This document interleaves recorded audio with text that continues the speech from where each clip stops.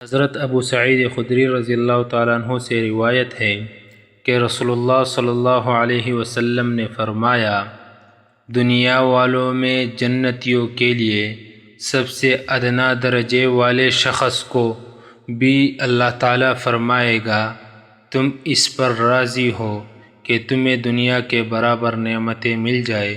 وہ عرض کرے گا، اے میرے رب میں راضی ہوں۔ اللہ تعالیٰ فرمائے گا، تمہارے لیے اس کے برابر اور بھی، پھر اس کے برابر اور بھی، یہاں تک کہ 5 مرتبہ۔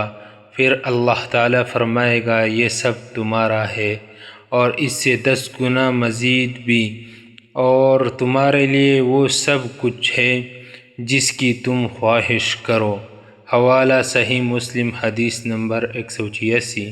حضرت ابو ہریرہ رضی اللہ تعالیٰ عنہ سے روایت ہے کہ رسول اللہ صلی اللہ علیہ وسلم نے فرمایا، اللہ تعالیٰ فرماتا ہے، میں نے اپنے نیک بندوں کے لیے وہ نعمتیں تیار کر رکھی ہیں جنہیں نہ کسی آنکھ نے دیکھا، نہ کسی کان نے سنا، اور نہ کسی انسان کے دل میں اس کا خیال گزرا ہوگا۔